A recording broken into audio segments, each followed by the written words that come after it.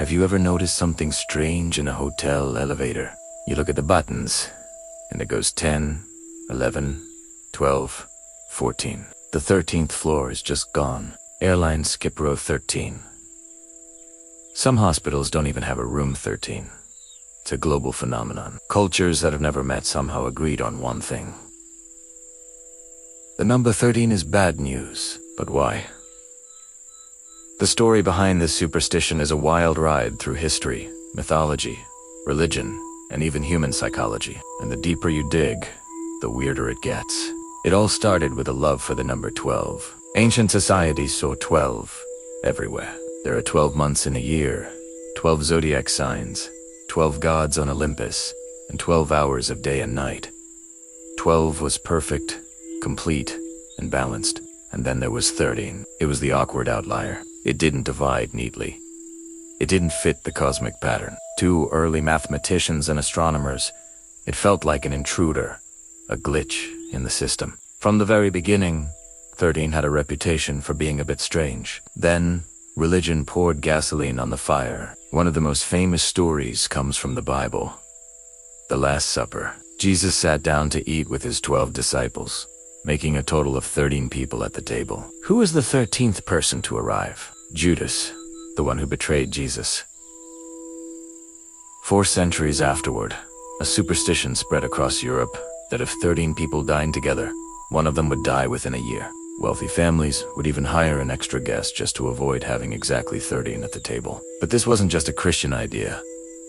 Norse mythology tells a nearly identical story. The gods were having a grand feast in Valhalla with 12 invited guests. Everything was going great until Loki, the god of mischief, showed up uninvited, making him the 13th guest. His arrival led to chaos and the death of Baldur, the beloved god of joy. So now you have 2 completely different cultures, separated by thousands of miles, telling the same story. The 13th guest brings disaster. When an idea like that pops up independently in different places, the superstition gets a serious boost. Nature also seemed to confirm everyone's fears. Many ancient civilizations used the moon to track time. A lunar year has about 12.5 cycles, which meant that every few years they had to deal with a random, extra 13th month. This extra cycle threw everything off. It messed with farming schedules, religious festivals, and even navigation. For societies that relied on precise timing, this 13th moon felt like nature itself breaking the rules, adding another layer of chaos and disorder to the number's reputation.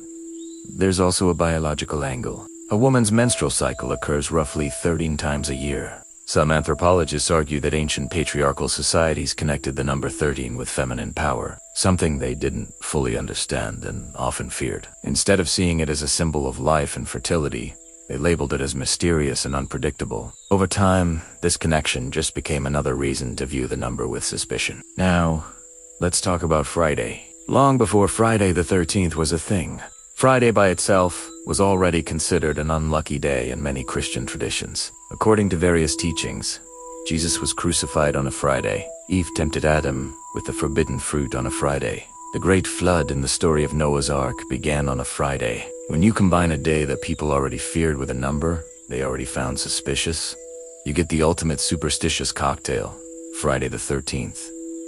But here's the surprising part. This specific superstition didn't really become a massive cultural deal until just over a century ago. In 1907, an author named Thomas Lawson published a novel called Friday the 13th.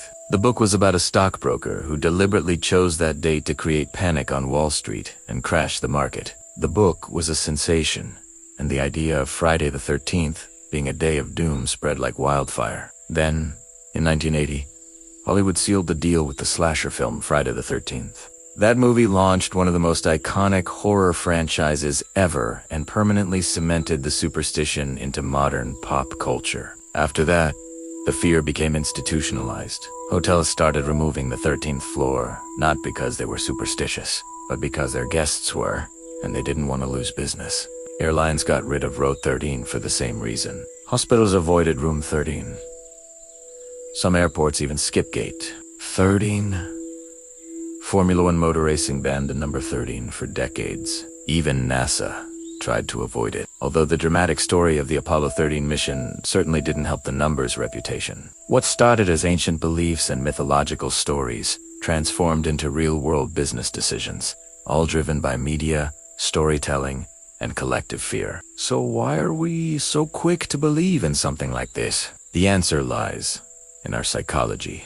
The human brain is hardwired to find patterns and avoid threats.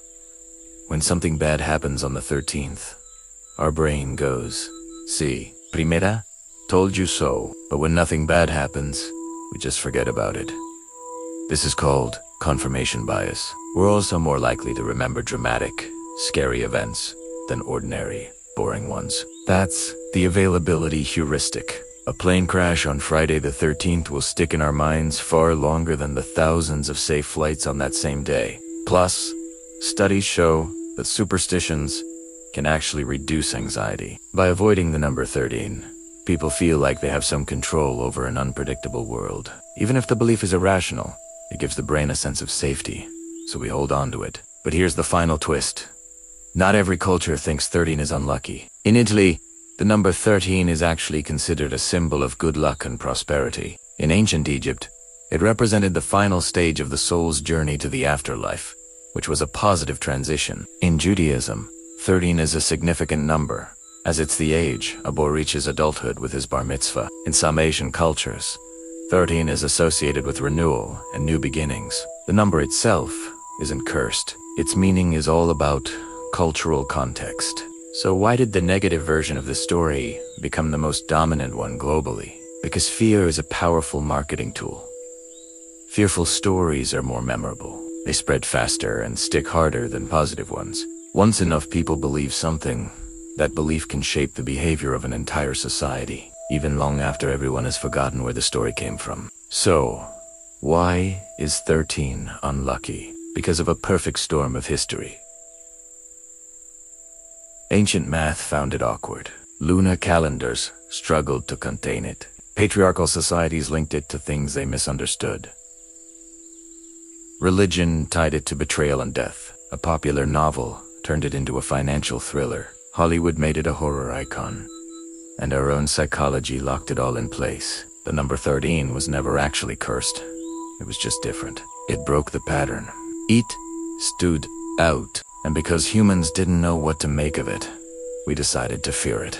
That fear was passed down through stories, from generation to generation. So the next time you step into an elevator and notice there's no 13th floor, remember that you're not looking at evidence of a curse. You're looking at the result of thousands of years of human storytelling. And honestly, that makes the number 13 far more interesting than it is unlucky. Thanks for watching.